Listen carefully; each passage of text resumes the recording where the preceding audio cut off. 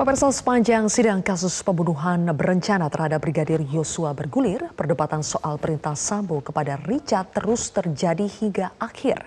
Pihak Richard berupaya melepaskan Richard dari jerat pidana dengan menggunakan pasal 48 KUHP soal daya paksa dan pasal 51 ayat 1 KUHP soal perintah jabatan. Apakah kedua pasal ini bisa diterapkan kepada Richard Eliezer yang mengaku terpaksa menjalankan perintah Sambo untuk menembak Yosua? Saya akan membahasnya bersama dengan psikolog forensik Reza Indragiri dan nanti mudah-mudahan juga bisa bergabung pakar hukum pidana Prof. Hipnu Nugroho. Mas Reza, selamat malam. Selamat malam Mbak Zilvia. Baik, Mas Reza, perdebatan soal apakah Richard ini sebetulnya menjalankan perintah jabatan atau tidak dalam keadaan terpaksa atau tidak terus terjadi. Menurut Anda, kalau dari perspektif psikolog forensik melihat Richard pada saat itu, apakah memang betul ada keadaan yang betul-betul memaksa sehingga Richard tidak bisa menolak perintah Sambo? Ini mirip dengan pemeriksaan ketika saya hadir sebagai ahli di persidangan Richard Eliezer. Saya katakan bahwa untuk memahami tindak tanduk atau perilaku Richard Eliezer, sesungguhnya kita tidak cukup hanya berfokus pada dimensi mikro saja, tapi harus kita perluas ke dimensi makro. Kenapa? Karena kita tidak bicara tentang terdakwa sembarang terdakwa. Kita bicara tentang terdakwa yang notabene juga merupakan anggota kepolisian. Alhasil harus kita asumsikan bahwa perbuatan, perkataan para personil Polri tersebut dalam kesehariannya akan diwarnai oleh tata nilai, oleh subkultur yang ada di tempat mereka bekerja. Nah, kalau kemudian kita kupas pertama kali dimensi makro, yaitu tentang bagaimana lika-liku atau organisasi kepolisian membangun kulturnya, membangun relasi sesama personilnya, patut kita pahami bahwa organisasi kepolisian adalah organisasi yang sangat mengedepankan jiwa korsa. Jiwa korsa merupakan intisari dari eksistensi setiap personil kepolisian. Jiwa korsa ditandai oleh kepatuhan, ketaatan, kesetiaan pada atasan, kepatuhan pada atasan, dan keinginan atau kecenderungan untuk menutupi kesalahan yang dilakukan oleh teman sejawat. Jadi dengan kata lain, dari sisi makro saja sudah kita pahami bahwa Richard Eliezer ini berada dalam naungan sebuah organisasi, berada di bawah naungan sebuah subkultur di mana kesetiaan, kepatuhan tidak mungkin untuk bisa dia kesampingkan. Itu dimensi makro. Dimensi mikro kebetulan sudah dijelaskan oleh kolega saya dari ahli psikologi klinis yang menjelaskan tentang karakteristik kepribadian seorang Richard Eliezer yang intinya disebut juga sebagai seseorang yang sesungguhnya taat, patuh atau tunduk kepada atasan. Nah, dari dimensi makro, kemudian dimensi mikro kita pindah ke dimensi meso, yaitu relasi spesifik antara Richard Eliezer dengan Verdi Sambo. Nah, saya katakan ke hadapan majelis hakim dan saya ulangi di sini bahwa yang namanya instruksi tidak melulu dalam bentuk lisan. Instruksi bisa tersampaikan dalam bentuk non-lisan. Contohnya, apakah si pemberi instruksi atau pemberi perintah itu merupakan orang yang punya otoritas atau tidak? Jadi betapapun kalimat atau instruksinya katakanlah singkat atau sederhana, tetapi karena pemberi perintah itu adalah orang yang punya otoritas besar, maka hampir bisa dipastikan bahwa perintah dari si otoritas tinggi tersebut akan dipatuhi oleh personel dengan pangkat yang lebih rendah. Itu pertama. Yang kedua, ketika perintah itu disampaikan, apakah si pemberi perintah mengenakan seragam resmi? Riset mengatakan kalau pemberi perintah menggunakan busana tertentu, misalnya seragam yang mencerminkan adanya kekuatan atau kewenangan yang tinggi, maka seragam itu saja, busana itu saja sudah cukup kuat memberikan tekanan kepada bawahan untuk mematuhi perintah dari si orang yang menggunakan busana tersebut. Yang ketiga, di mana gerangan perintah itu disampaikan? Apakah di ruangan yang otoritatif, misalnya rumahkah itu, kantorkah itu, ruang kerjakah itu, ataukah tempat umum, misalnya di warung kopi kah itu, di lapangan itu, dan seterusnya. Nah, hitung-hitungan di atas kertas berdasarkan studi, perintah akan dipatuhi manakala disampaikan di ruangan yang memang otoritatif. Berikutnya, apakah si pemberi dan penerima perintah berada di satu ruangan? Kalau iya, maka lagi-lagi hampir bisa dipastikan ketika pemberi dan penerima perintah berada di satu ruangan, maka perintah itu akan diterima dan akan dilaksanakan. oleh orang dengan otoritas yang lebih rendah, dikarenakan mereka berada di satu ruangan. Ini penjelasan yang disampaikan pada saat itu tentang menjelaskan kenapa Richard Eliezer mengklaim dirinya berada di bawah tekanan dan bagaimana sesungguhnya kita bisa meyakinkan diri tentang klaim tersebut. Jadi Mas Reza, meskipun tidak ada kata-kata yang secara langsung mengintimidasi atau menekan Richard Eliezer, tapi dengan berbagai kondisi yang Anda jelaskan tadi, itu sudah sama saja bahwa memang betul Richard berada dalam kondisi tertekan pada saat itu. Tepat. Yang saya sampaikan sesungguhnya adalah intisari dari penelitian yang dilakukan oleh Milgram. Milgram adalah guru besar psikologi. Milgram sebetulnya ingin menyampaikan dua hal saja lewat penelitiannya. Yang pertama adalah ternyata orang-orang ternyata bisa mudah untuk melaksanakan perintah yang salah, perintah yang jahat, betapapun awalnya mereka mengklaim akan sanggup untuk menolak perintah yang salah tersebut. Itu pertama. Dan yang kedua, intisari berikutnya yang disampaikan oleh Milgram adalah sekali lagi bahwa ternyata tekanan atau perintah atau daya paksa itu tidak melulu harus berwujud lisan alias perkataan. Ada hal-hal yang sifatnya non-lisan yang akan sangat mempengaruhi seseorang dengan pangkat yang lebih rendah, dengan otoritas yang lebih rendah untuk kemudian patuh, taat, dan memenuhi perintah salah dari orang yang otoritasnya lebih tinggi tanpa sekali lagi harus ada atau didahului dengan adanya perintah lisan tertentu. Oke, kemudian orang membandingkan Richard Eliezer dengan Ricky Rizal, yang satu dianggap bisa menolak perintah, yang satu tidak bisa. Apa perbedaan psikologi yang terjadi pada saat itu yang membuat satunya bisa, satu tidak bisa, Mas Reza? Saya pikir kunci jawaban pembeda antara Ricky Rizal dan Richard Eliezer terletak pada dimensi mikro, yaitu bagaimana sesungguhnya potret kepribadian masing-masing orang ini. Yang saya beribu sayang, saya tidak memiliki pengetahuan sampai ke sana, karena saya tidak melakukan pemeriksaan baik itu terhadap Richard Eliezer maupun terhadap Ricky Rizal. Namun dalam sejumlah kesempatan berdiskusi, terus terang saya menyaksikan adanya episode ketika Ricky Rizal berani untuk mengambil posisi berseberangan dengan perintah atau keinginan atasannya. Memang penasihat hukum Ricky Rizal pernah menyebut bahwa Ricky Rizal ini adalah orang yang sesungguhnya taat pada atasan, tapi dia sanggup untuk menolak tekanan atau perintah yang salah. Nah, ketika saya menyimak adanya klaim semacam itu, justru menurut saya patah dengan sendirinya. Kenapa?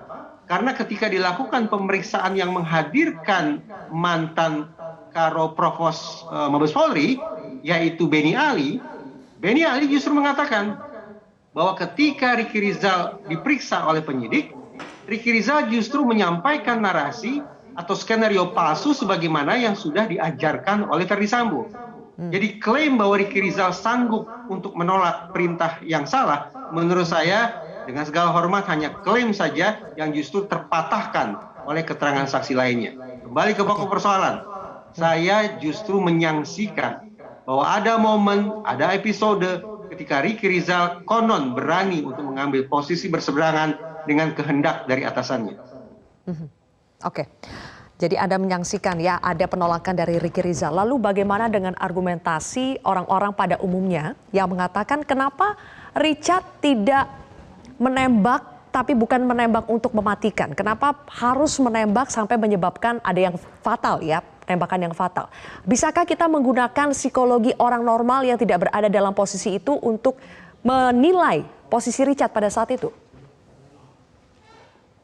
Ketika dikatakan bahwa seseorang menembak dengan sasaran tertentu, maka harus kita asumsikan bahwa ada cukup ketenangan dari si penembak untuk kemudian secara akurat memilih sasaran tembakannya. Nah, saya bayangkan situasi yang menuntut adanya rasionalitas penuh semacam itu tidak berlangsung ketika Richard Eliezer berada dalam penguasaan sepenuhnya Ferdy Sambo. Ketika dia merasa takut, ketika dia merasa tertekan, ketika dia berhadapan dengan sebuah paksaan yang tidak mampu untuk dia hindari. Dan justru apabila dia berani untuk menolak atau menjauh dari tekanan tersebut, boleh jadi akan ada risiko fatal yang akan dia hadapi. Dengan kata lain, asumsi mengapa Richard Eliezer tidak memilih untuk menembak bagian tubuh yang mematikan, menurut saya terjawab dikarenakan Richard Eliezer pada saat itu tidak dalam kondisi yang ideal, yang memungkinkan baginya untuk sekali lagi berpikir dengan rasionalitas penuh dan berperilaku secara terkontrol untuk mengarahkan senjata apinya ke bagian tubuh tertentu dari sasarannya. Baik, Bang Jamin, kita sudah menyaksikan pledoi dari Putri Chandrawati dan kita menantikan pledoi dari Richard Eliezer. Menurut Anda seberapa efektif pledoi dari terdakwa ini bisa mempengaruhi vonis hakim? Ya, kalau kita lihat efektivitas ya, pertama dia ingin meyakinkan hakim dia adalah victim. Bisa dikatakan sebagai victim player ya, orang yang merasa dijolimi, yang merasa di pelecehan seksual, lalu masyarakat melecehkan dia lagi dan mengintimidasi seakan-akan dia samalah seperti Verdi Sambo, cuma dia nggak menyebutkan dia ada penjahat yang terkenal sepanjang sejarah begitu ya. Nah, tapi ada satu hal yang saya lihat di sini, bahwasannya dia ingin menarik simpati daripada hakim terkait dengan keadaannya sebagai ibu dari 4 anak dan juga bagaimana keinginannya untuk membesarkan anak-anak itu sebagai keibuan. Jadi sisi kewanitaan dan keibuannya yang ingin ditampilkan. Sehingga kemungkinannya nanti hakim bisa mengurangi hukumannya yang dituntut 8 tahun tersebut. Tetapi ada satu hal yang dia tidak ceritakan terkait bagaimana pertama sekali dia dilakukan pelecehan seksual, lalu masih ada kesempatan bagi dia berkomunikasi dengan Yosua begitu ya setelah ada pelecehan tersebut. Hal-hal seperti itu tidak diungkapkan. Saya menyadari hal itu memang strategi ya yang dilakukan oleh setiap orang untuk menyatakan dirinya tidak bersalah, tidak memiliki sebagai korban. Tapi realitanya yang kita ketahui berdasarkan saksi-saksi lainnya bahwa setelah terjadinya perbuatan tersebut dia masih ketemu sama Joshua. Dan yang paling penting adalah dalam suatu pelecehan seksual atau kekerasan seksual tidak ditemukan adanya suatu visum et repertum ya terkait dengan keadaan itu. Bahkan itu menjadi satu hal yang sangat dibutuhkan. Kenapa dibutuhkan? Karena tidak ada saksi lain yang melihat ya, cuma dia dan korban Joshua begitu. Maka itu sangat menjadi hal bukti evidence ya, scientific evidence yang sangat diperlukan dalam pembuktian. Kalaulah tadinya ada bukti itu, saya yakin itu menjadi bukti kuat yang menyatakan dia benar-benar dilecehkan oleh Joshua begitu Mbak Cynthia. Bang Jamin, kita pindah ke Richard Eliezer. Selain latar belakang keluarga ya, latar belakang dirinya untuk bisa meraih simpati dari hakim, menurut Anda apakah untuk terdakwa Richard Eliezer ini dalam pledoinya juga harus dimasukkan terkait dengan pasal 48 daya paksa, pasal 51 soal perintah jabatan? Apakah dua hal ini harus ditekankan oleh Richard Eliezer dalam pledoinya? Ya, saya kira apa yang sudah disampaikan oleh penasihat hukum dalam menghadirkan saksi yang meringankan ahli pidana, mereka sudah menjelaskan terkait adanya upaya untuk membebaskan membebaskan Eliezer ini dengan pasal 51 ya terkait dengan perintah jabatan ya yang sah, dan juga pasal 48 terkait dengan adanya kekuatan dari luar ya, daya paksa yang sifatnya relatif. Saya kira ini sah-sah saja, tapi dalam perhitungan saya kecil kemungkinan hal itu bisa dikabulkan oleh hakim ya. Yang pasti yang paling memungkinkan ya bukan bebas, tetapi hukumannya lebih ringan di antara para terdakwa lainnya begitu. Kenapa? Karena dia adalah pembuka Pandora kejahatan ini dan hakim sudah memperlakukan dia sebagai GC, tinggal menunggu penetapan dalam putusan aja dan akan ada pengurangan hukuman yang saya kira dia adalah orang yang akan mendapatkan hukuman lebih rendah dibandingkan dari pelaku lainnya begitu. Jadi maksud Anda alih-alih kembali memperdebatkan fakta persidangan soal apakah ada daya paksa atau tidak, apakah ada perintah jabatan atau tidak, lebih baik Richard Eliezer ini fokus kepada nilai-nilai kejujuran yang sudah dia ungkapkan dalam persidangan? Apakah itu yang akan lebih bisa menarik simpati dari hakim? Ya, karena pertama dia kan sudah mengakui bahwasanya dia melakukan suatu penembakan. Ya, sudah menyadari hal tersebut. Kalau kita flashback ke belakang terkait dengan kesadarannya ada upaya paksa, memang sulit untuk bisa dibuktikan terkait dengan hal seperti itu. Dan hakim saya yakin juga tidak akan memberikan, karena akan tidak memberikan pelajaran yang baik bagi masyarakat terkait dengan apa? Adanya orang sebagai pelaku lalu minta GC lalu bebas. Jadi GC itu bukan untuk membebaskan orang. Apalagi terkait dengan pasal 48, 51 sangat sulit bagi saya untuk bisa menerima kalau sampai itu ada disebutkan kuasa yang relatif paksaan dari luar atau perintah jabatan yang sah. Realitanya bukan perintah jabatan yang sah seperti itu. Jadi fokusnya adalah bagaimana supaya Richard Eliezer mendapatkan hukuman yang paling ringan dengan status GC dan membuka tonggak Pandora terkait dengan kejahatan. Saya kira kalau dalam ketentuan Kapolri, saya hukuman di bawah 2 tahun itu masih ada kesempatan untuk kembali lagi ke kesatuannya dan tidak akan dipecat seperti itu. Jadi itu merupakan hal yang harus diperjuangkan. Dia bisa kembali ke kesatuannya walaupun dihukum dengan hukuman yang masih bisa memberi kesempatan dia untuk bergabung di kesatuannya, Mbak. Oke, jadi Bang Jamin, yang bisa menjadi alasan pembenar, alasan pemaaf menurut Anda bukan yang terkait dengan pasal 48, pasal 44 atau pasal 51 ayat 1, tapi melainkan status atau peran Richard Eliezer sebagai justice collaborator ya? Ya, itu yang sudah menjadi nyata kan, yang sudah diterima suatu lembaga LPSK yang sudah assessment dan perlakuan di sidang pengadilan terhadap kedudukan dia apakah dalam pemeriksaan sebagai saksi atau terdakwa itu dan penahanan itu sudah dilakukan. Jadi besar harapan para masyarakat juga demi keadilan masyarakat, dia ini akan dihukum terendah ya, bukan bebas ya dalam konteks ini, dan dia akan kembali kepada kesatuannya. Itu cita-cita yang diharapkannya gitu. Dan ini menjadi hal yang baik di mana setiap orang yang berani untuk membongkar kejahatan yang lebih besar akan mendapatkan hukuman yang paling ringan di antara hukumannya, dan polisi masih ada kesempatan untuk kembali lagi ke kesatuannya, Pak. Oke, Bang Jamin dan juga Mas Reza, saya akan putarkan kembali ada pernyataan dari terdakwa Ferdy Sambo yang kemarin membantah soal perencanaan pembunuhan di lantai 3 rumah Saguling, dan dalam pembelaannya di hadapan majelis, Sambo menyatakan bahwa tuntutan jaksa itu hanya berdasar pada satu keterangan, yaitu saksi Richard Eliezer, dan tidak didukung bukti-bukti lainnya.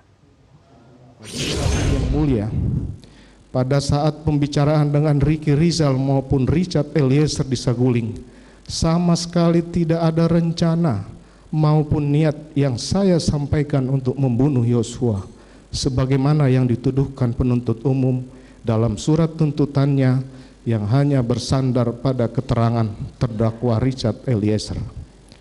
Demikian pula keterangan tunggal dari terdakwa Richard Eliezer yang menjelaskan bagaimana saya memberikan kotak peluru kepadanya, menggunakan sarung tangan, juga menyebutkan mengenai pembicaraan CCTV yang semua keterangan tersebut tidak benar, tidak ada dalam fakta, dan tidak berkesesuaian dengan bukti.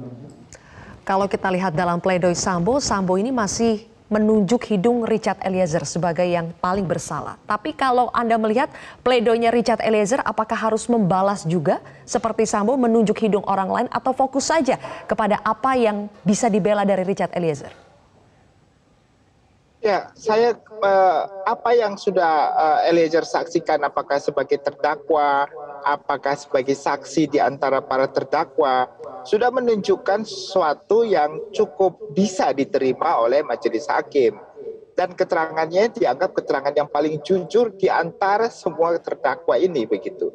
Jadi apapun yang dikatakan tadi oleh Pak Ferdy Sambo dalam pembelaannya, permasalahan yang sangat prinsip dari keyakinan hakimnya terkait dengan fakta-fakta ini adalah kenapa CCTV di Saguling lantai 2 dan lantai 3 tidak ada, lalu di lantai 1 ada. Nah, lalu dia membantah, oke lah kalau berdasarkan fakta-fakta mungkin memang nggak bisa difaktakan karena saksinya cuma lihat Eliezer di antara mereka. Jadi nggak bisa difaktakan. Cuma hakim bisa berkeyakinan bahwasannya itu ada. Salah satunya kenapa ada berdasarkan keterangan Eliezer dan bukti CCTV yang hilang di lantai 2 dan lantai 3, begitu, Mbak. Baik, oke. Dan terakhir untuk Mas Reza, sepertinya 4 terdakwa yang sudah membacakan pledoinya itu fokus pada memainkan sisi emosionalnya ya. Apakah memang sisi emosional bagian-bagian yang menyentuh cerita simpati bisa mempengaruhi keyakinan hakim untuk akhirnya meringankan vonis terdakwa? Pertama, secara strategis memang masing-masing terdakwa harus memanfaatkan kesempatan untuk menyampaikan nota pembelaan pribadi harus secara khas. Khas yang saya maksud adalah bagaimana agar majelis hakim mendapatkan pengayaan perspektif dari nota pembelaan pribadi tersebut yang memang berbeda dengan nota pembelaan yang sifatnya formal yang disampaikan oleh penasihat hukum. Jadi kalau nota pembelaan dari penasihat hukum memakai kosakata yang sangat terukur, dengan tata kalimat yang sangat teratur, semuanya terkesan sebagai bahasa formal, justru lewat nota pembelaan yang sifatnya pribadi diharapkan bahwa hakim akan memperoleh potret yang lebih utuh, bahkan lebih humanis, lebih bertanggung jawab, lebih penuh dengan penyesalan dari masing-masing terdakwa. Tapi bagaimana sesungguhnya manfaat nota pembelaan pribadi tersebut terhadap pertimbangan hakim nantinya? Terjawab oleh survei. Ada survei yang menanyai ratusan hakim tentang apa sesungguhnya yang mereka nantikan pada babak-babak akhir persidangan suatu perkara. Ternyata nota pembelaan dari terdakwa bukanlah barang yang paling dinantikan oleh hakim. Yang paling dinantikan oleh hakim adalah nota pembelaan dari penasihat hukum dan nota tuntutan dari jaksa. Dari situ kita bisa meramal bahwa betapapun nota pembelaan dari masing-masing terdakwa, terutama Ferdy Sambo, makan waktu yang panjang dengan kalimat yang berbunga-bunga, dengan penuh nuansa heroik di sana-sini, tapi saya memperkirakan itu tidak akan banyak mempengaruhi hakim dalam menentukan berat ringannya hukuman nanti. Baik, terima kasih atas analisa Anda Mas Reza Indragiri dan juga pakar hukum pidana Bang Jabir Ginting. Terima kasih telah bergabung bersama kami di Prime Time News hari ini.